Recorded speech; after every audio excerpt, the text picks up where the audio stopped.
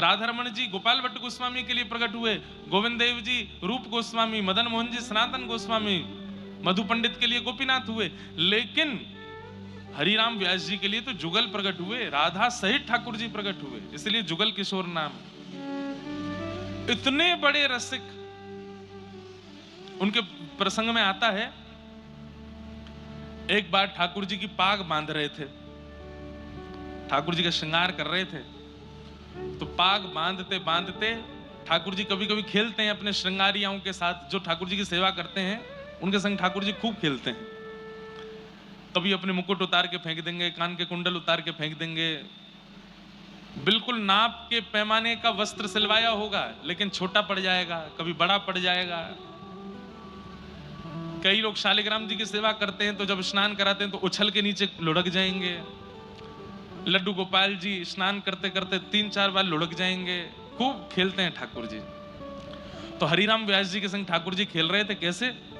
वो पाग बांधे और जैसे पाग बांध करके पाग के ऊपर सिरपेच लगाने के लिए नीचे सिरपेच उठावे, इतने में क्या देखें कि पाग ढीली हो गई, पूरी मुंह पे आ गई, नीचे गिर गई। 1 बार 2 बार 3 बार 4 बार 6-7 बार जब पाग बांध दी और बार बार खुलने लगी, तो हरिराम व्यास जी बोले ये पाग पहननी नहीं है, शायद इनको दूसरी लाता हूं। दूसरी पहनाई तो वो भी उतार दी। तीसरी पाग लाए और जब तीसरी पाग बांधी तो किसी ने बाहर से आवाज लगाई, बोले जल्दी दर्शन खोलो, इतने सारे दर्शनार्थी खड़े।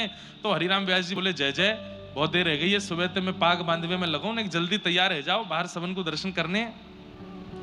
पाग बांधी, ठाकुर जी ने अब की बार भी पाग उतार दी। तो इतना गुस्सा आया हरिराम व्यास जी को, वो उधरी हुई पाग ही छोड़ दी मुंह पे, बोले ऐसे खड़े रहो, अब ऐसे दर्शन दे दूंगा सबको। अरे सुबह से इतने लाड़ प्यार में आ गए हो, इतने ज्यादा जो है बिगड़ते जा रहे हो, इतने भाव से हम सेवा करते हैं और आपको बिल्कुल चैन नहीं पड़ता है, एक पाग नहीं बंधवा रहे हो, खड़े रहो ऐसे ही, नहीं बांधनी अब पाग, और ऐसे ही दर्शन करा दूंगा सबको। अपने पुत्र को बोल गए, भोग आदि पधरा करके दर्शन खोल देना, मैं जा रहा हूं। बोले पिताजी गुस्सा क्यों? बोले ये ऐसे ही काम है यहाँ के, छलिया के पूरे दिन यहाँ की सेवा करते रहे, एक पाग ना बंधवा रहो, गुस्सा करें। बाहर जाकर के हरिराम व्यास जी चुपचाप बैठ गए। थोड़ी देर बाद भोग प्रसाद होने के बाद जैसे ही पर्दा खुले, आहा, लोग बाग जय जयकार करने लगे, मनोहर झांकी, मधुर झांकी, आहा, आज ठाकुर जी कितने सुंदर लग रहे हैं, आज ठाकुर जी कितने प्यारे लग रहे हैं। तो हरिराम व्यास जी बोले ये लोग मुझ पे व्यंग कस रहे हैं, ये लोग जरूर मेरे ऊपर व्यंग कस रहे हैं, टेढ़ी मेढ़ी पाग है, पाग पूरी खुल गई है, तो मुझ पे व्यंग मार रहे हैं कि देखो आज कितने बढ़िया ठाकुर जी सजे। कोई दर्शनार्थी बाहर आया रोता रोता, बोले व्यास जी आज की झांकी तो नेत्रों से जा ही नहीं रही है। बोले सच बता? बोले और नहीं। बोले उधरी वही पाग में तुमको बड़ी बढ़िया लग रहे हैं ठाकुर जी। बोले उधरी वही पाग, आज ना तो मुख दिख रहा है, ना चरण दिख रहे हैं, ना हाथ दिख रहे हैं, आज तो दृष्टि पाग पे ही अटकी भैया, इतनी सुंदर पाग ठाकुर जी पहन के खड़े हैं। भीतर जाकर के जैसे हरिराम व्यास जी ने देखा तो क्या पाया, आज इतनी सुंदर पाग और उस सुंदर पाग के ऊपर 10-15 मोर पंख ऐसे लटका करके ठाकुर जी ने इतनी सुंदर पाग। पुत्र को बुलाया, हरिराम व्यास जी बोले तूने बांधी पाग? बोले नहीं पिताजी, आप जैसी छोड़ गए थे वैसी थी, पता नहीं कैसे बांध ली। तुरंत हरिराम व्यास जी के नेत्र बंद हो गए और नेत्र बंद होते ही मन में झांकी प्रकट हुई, क्या कि जैसे ही ये, अरे सुनो तो बात, चेन्नई वारेन की जय हो, बात तो सुनो पूरी। मन में झांकी प्रकट हुई कि पाग बंधी कैसे, तो नेत्र बंद करके जब देखा तो क्या पाया कि मैं तो उधरी भाई पाग छोड़ के बाहर चलोगे और गुस्सा में।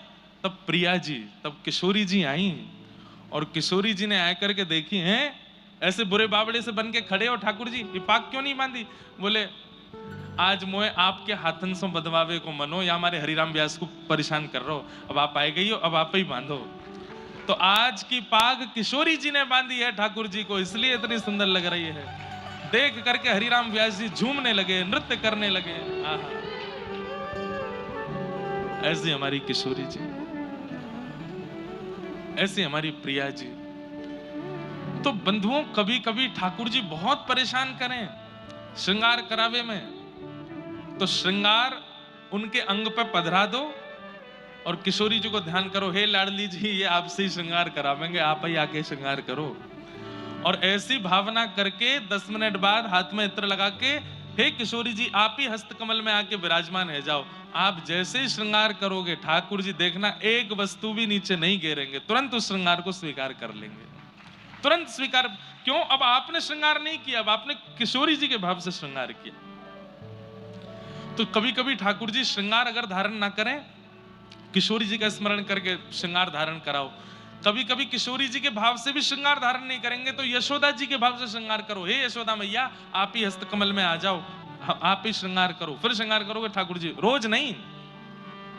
जब बहुत ही परेशान करें ठाकुर जी, तब किशोरी जी या यशोदा जी के भाव से ठाकुर जी का श्रृंगार करो। रोज तो वो आपसे तैयार होना चाहते हैं, पर कभी कभी नहीं हूं मैं, तो किशोरी जी का स्मरण करो, तब यशोदा जी का स्मरण करो, ठाकुर जी को तैयार करो।